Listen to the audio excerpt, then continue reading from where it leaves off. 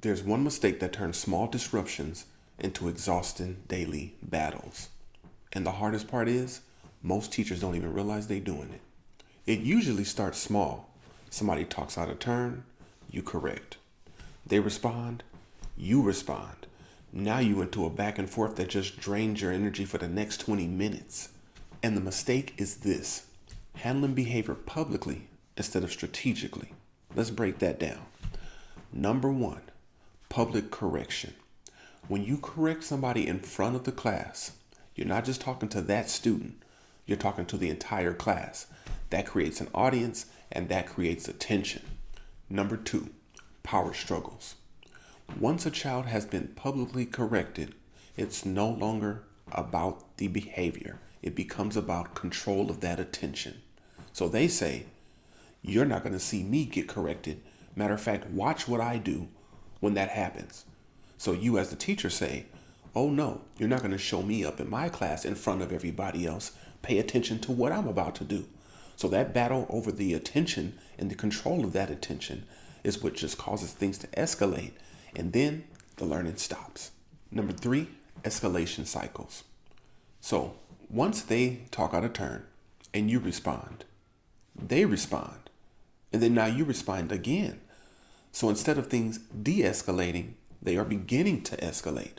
So what could have been just a quick 2-second redirection now turns into a 10-minute debate. So here's the part people miss. The class is watching. Some of them are entertained. Others are learning what to do next time. But overall, no one is learning. But what they are learning is that one behavior can now turn into many behaviors. So what do you do instead? Well, here's one thing that really, really works well. And that's what I call the attention snack. You're going to give them a little bit of attention, but you're not going to give them the whole meal so they get full. Just enough to keep them quiet. Just like if a child was hungry and they wanted a big gigantic meal, it's just their stomach talking. But if you give them a little snack, then they'll start to calm down. It'll settle that stomach. So we're going to settle their hunger for attention with just a little attention snack. So how does that work? First, move a little closer to the student. Then you're going to squat down to their level, and you don't even need to look at them, as a matter of fact. You're just going to whisper, I see you. Let me know if you need some help.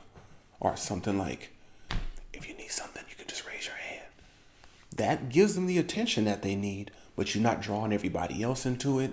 Other people aren't looking and focused at you, and the child is not getting attention from other people. So you have limited the attention significantly, but they still get a little bit. So that's the first part. The second part is that you actually have to teach. So you tell them what to do next time. I see you. If you need help, just raise your hand. Just hold up a little signal. Okay. So you could even show them. Just show me the R. Restroom. You need to use the restroom. Okay. Show me the R. So you're teaching them what to do next time so it doesn't happen again. So it serves two purposes.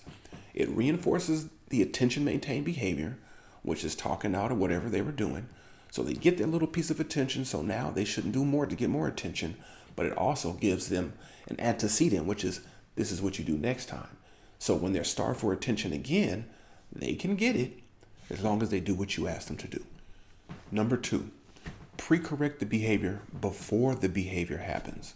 So before transitions, before group work, before any type of assignment, you might want to say something to the entire class like, this is what this should look like. And then you go ahead and model it.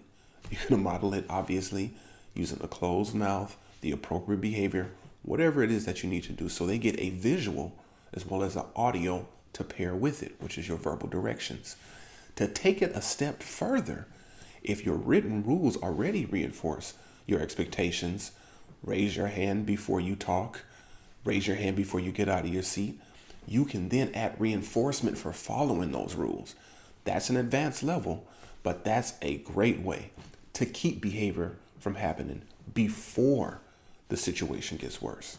Number three, reinforce the right behavior immediately. So as soon as you see them doing exactly what you want them to do or what you ask them to do, you need to reinforce that behavior. It can be just your attention.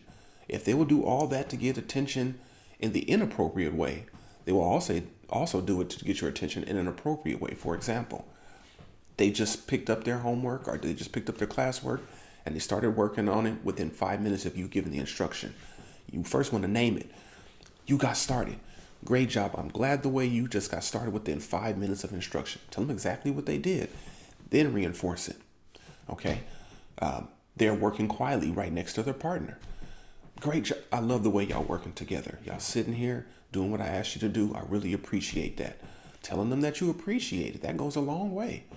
And then lastly, if you see somebody raising their hand and waiting to be called on, like you just asked another student to do, of course you want to reinforce that. Thank you for raising your hand. What do you need? Wait. Somebody's talking in here in the classroom. I think I need everybody to be quiet. So now you give them extra attention for doing the appropriate behavior. Now, if some people have difficulty with just the attention portion of it, especially that positive type of attention, you can add extra reinforcers. They can be tokens, they can be marbles, they can be whatever that add up to something bigger, either at the end of the day or end of the week. Just don't make it too long, because the child or the student will not be able to get to their reinforcement. They will tap out before it gets there, because they haven't practiced waiting that long before.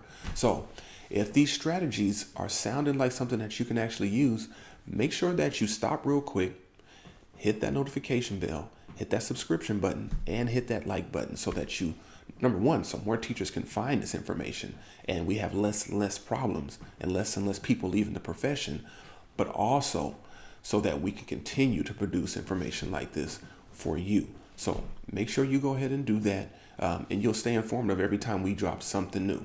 Okay, so those are just some quick things. And also check out our behavior bootcamp for parents.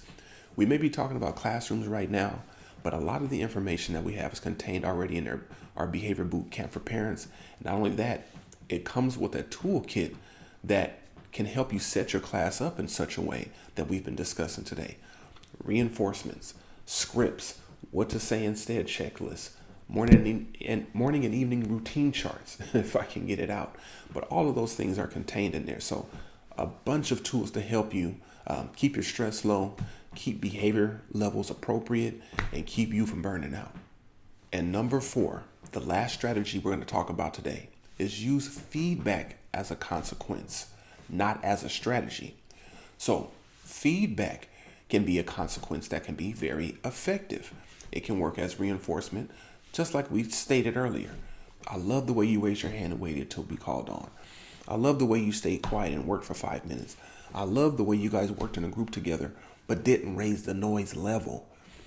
All of those are appropriate feedback, and they're a consequence because they follow the appropriate behavior. Remember, a consequence is just anything that follows the behavior. It could be a whooping, it could be yelling, it could be public ridicule, it could also be thank you, it could also be public acknowledgement, it could also be a sticker on a sticker chart. So as long as it happens after the behavior, immediately after the behavior, it's considered a consequence. So your consequences shouldn't just stop the behavior, it should also teach at the same time, so you do not see those same behaviors in the future. Because ultimately, that's what keeps things consistent. That's what keeps things from getting unpredictable. And that's what keeps you from burning out. So here's the key takeaway from all of this. Behavior just doesn't change because of what you take away. No pun intended. It changes because of what you teach and what you reinforce. So if you're trying to manage behaviors without burning out, this series is for you. Make sure you watch the first video in the series, and make sure you stay tuned for the next video in the series, where we go beyond trying to keep the behavior from happening in the first place to the behaviors happen now. What do I do to keep it from getting worse? So make sure you subscribed and stay tuned.